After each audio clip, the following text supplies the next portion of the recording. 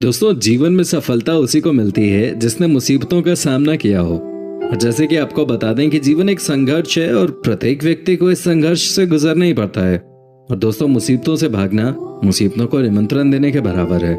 जीवन में समय समय पे चुनौतियां और मुसीबतों का सामना करना ही पड़ता है, जो कि जीवन की सच्चाई है। दोस्तों, जैसा कि हम सभी जानते हैं, इस दुनिया में अपनी जान से ज्यादा कीमती कुछ नहीं है। बात जब जिंदगी पे बनाती है तो कुत्ता भी अपनी जान बचाने के लिए शेर से भिड़ जाता है, लेकिन जब यही जंग खुद से हो तो सिचुएशन थोड़ी सी कॉम्प्लिकेटेड हो जाती है। और दोस्तों, ऐसे ही आज की हमारी इस वीडियो में हम आपको कुछ उन लोगों से रूबरू करवाने वाले हैं जिनके संघर्ष की कहानी सुनकर आपकी आंखें भी नम जरूर हो जाएंगी। और दोस्तों, इस वीडियो को एंड तक जरूर देखना, क्योंकि वीडियो के एंड में जो आप देखेंगे उसे शायद ही आपने पहले कभी देखा होगा। तो चलिए दोस्तों, बढ़ते हैं अपने वीडियो की तरफ। लेकिन दोस्तों, आगे वीडियो शुरू करने से पहले आपसे सिर्फ एक ही रिक्वेस्ट है कि वीडियो को लाइक जरूर कर दें। John burn.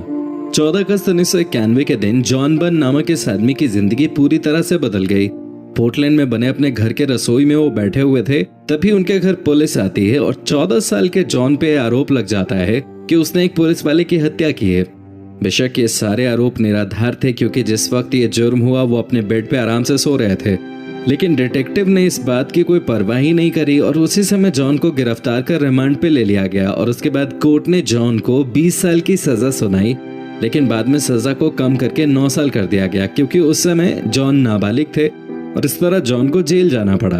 अब यहाँ ये सोचना कोई मुश्किल काम नहीं है कि जेल के भीतर जॉन ने कितने बुरे हालात देखे होंगे। और सबसे बुरी बात ये थी कि जॉन जेल के भीतर से अपनी माँ को चिट्ठियां भी नहीं लिख पा रहा था, क्योंकि उसे पढ़ना लिखना नहीं आता था। अब इसके लिए उसे कुछ जुगाड़ करना जरूरी था। अब जेल के भीतर रहते हुए जॉन ने डिक्शनरी और बच्चों की किताबों पर काम करना शुरू किया। और शुरुआत में उसे दिक्कत आई, लेकिन बाद में यह पता चला कि बहुत तेजी से वो पढ़ना लिखना सीख रहा है।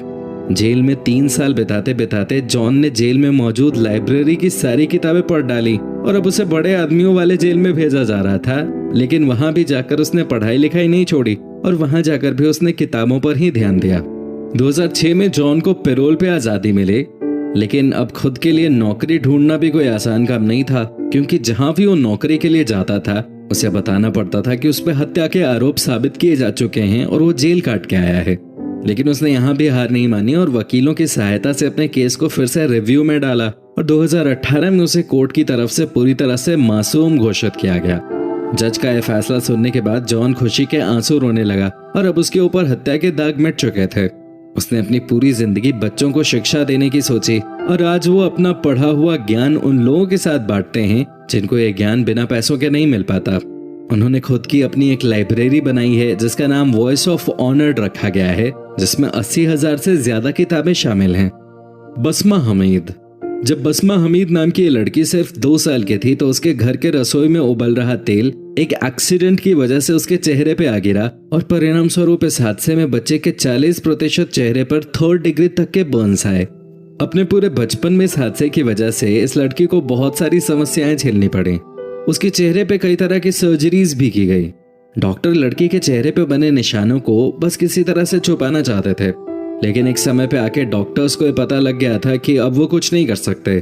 कोई भी दवा इस लड़की के चेहरे को ठीक करने में असफल हो रही थी, लेकिन बसमा ने हार नहीं मानी और जब वो 17 साल की हुई तो उन्होंने परमानेंट मेकअप और माइक्रो पिगमेंटेशन पर शोध करने शुरू कर दिए। इन शोधों के लिए उसने खुद की त्वचा को चुना और दिन रात मेहनत की और अंत में आकर लड़की ने इसमें महारत हासिल कर ली।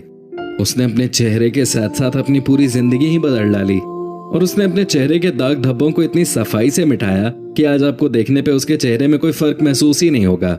बसमा यही नहीं रुकी और अब उसने उन लोगों की मदद करने का फैसला किया जो उसके जैसी ही परेशानी से गुजर रहे थे। आज बसमा के बहुत से क्लिनिक इस दुनिया के कई बड़े शहरों में बने हुए हैं और इन शहरों में टोरंटो जैसा शहर भी शामिल है। इन क्लिनिक्स पर जले हुए लोगों के शरीर से अनचाहे दाग हमेशा के लिए हटाए जाते हैं।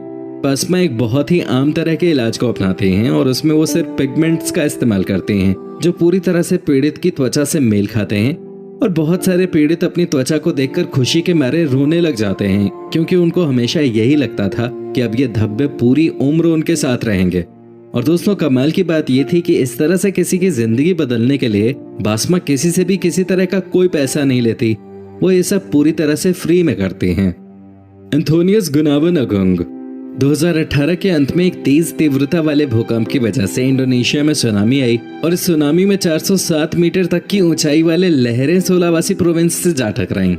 इस सुनामी के आगे जो भी आया वो बहकर चला गया। इसमें आए प्रलय ने बड़ी मात्रा में मिट्टी को एक जगह से दूसरी जगह कर दिया और इसी कारण जगह जगह कीचड़ की बाढ़ आई जिसमें सैकड़ों लोगों की जान गई। बेशक ऐसे हादसे होते रहते हैं, लेकिन इनसे हमें पता चलता है कि हमारे बीच कितने असली हीरोज घूम रहे हैं।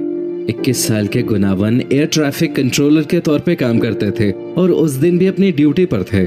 वो एयरपोर्ट पर एक पैसेंजर जहाज टेक ऑफ करवा रहे थे और तभी एयरपोर्ट पर भूकंप का हमला हुआ। इस नौजवान के साथ काम करने वाले लोग तुरंत एयर ट्रैफिक कंट्रोल टावर से बाहर निकलकर भागने लगे, लेकिन गुनावन वो एयरप्लेन जिसमें 148 लोग सवार थे उसको टेक ऑफ करवाने में लगे हुए थे। अब प्लेन तो टेक ऑफ कर गया, लेकिन उनके लिए एयरपोर्ट के बाहर निकलने के सारे रास्ते बंद हो चुके थे। उन्हें अपनी जान बचाने के लिए चौथी मंजिल से कूदना पड़ा और इस समय तक भूकंप की तीव्रता 7.4 मैग्नीट्यूड तक पहुंच चुकी थी। इस बहादुर जवान को गहरी चोट आई। उसको बचाने के लिए हेलीकॉप्टर से हॉस्पिटल ले जाया जा रहा था, लेकिन बीच में ही उसने दम तोड़ दिया। लेकिन उनकी ये मौत बेकार नहीं गई, क्योंकि अगर वो सही समय पर फ्लाइट को सही दिशा नहीं देते तो बेशक उसे क्रैश होने से कोई नहीं बचा सकता था। उनकी ये पूरी कहानी इंटरनेट पे फैल गई और पूरी दुनिया से उनको बहुत प्यार मिला। लियांग याओई, चाइना का रहने वाला 11 साल का बच्चा लियांग याओई। बेशक दुनिया को इस बच्चे के बारे में नहीं पता, लेकिन सिर्फ 9 साल की उम्र में डॉक्टर को उसके दिमाग में ट्यूमर मिला। यह सब शुरू हुआ सिर्फ एक आम सरदर्द से, जो हर कोई कभी न कभी फील करता ही है, लेकिन लियांग के मामले में यह सरदर्द जानलेवा बीमारी के रूप में सामने आया। इस बच्चे को अब ठीक नहीं किया जा सकता था। लियांग याओई को अपनी बीमारी का पता लग चुका था और उसे यह भी पता था कि वो जल्द ही इस दुनिया से जाने वाला है। लेकिन इतना सब सहने के बाद भी उसने एक असली हीरो वाला काम किया। उसने अपनी माँ से कहा कि वो अपने शरीर के सारे अंग दान करना चाहता है, ताकि और बीमार बच्चे कम से कम अपनी पूरी जिंदगी खुशी से जी सकें। एक बच्चा जिसको पता है कि वो जल्दी ही इस दुनिया से जाने वाला है, उसके बाद भी उसका ऐसा बयान देना सच में किसी के लिए भी चौंका देने वाला था। जब लियांग की मौत हुई तो हॉस्पिटल में मौजूद हर डॉक्टर ने झुककर इस बच्चे को नमन किया और कुछ इस तरह बच्चे को सम्मान दिया गया। लियांग की किडनी निकाल ली गई ताकि और बच्चों की जान उससे बचाई जा सके। तो दोस्तों, इन लोगों में से आपको किसका संघर्ष सबसे ज्यादा कठिन लगा, हमें कमेंट सेक्शन में कमेंट करके जरूर बताएं। और दोस्तों, अगर वीडियो अच्छी लगी तो इसे लाइक करें और अपने दोस्तों के साथ शेयर करें। और अगर आप हमारा वीडियो YouTube पे देख रहे हैं तो चैनल को सब्सक्राइब जरूर कर लें, ताकि आपको और भी इस तरह की इंटरेस्टिंग वीडियोस देखने को मिलती रहें सबसे पहले।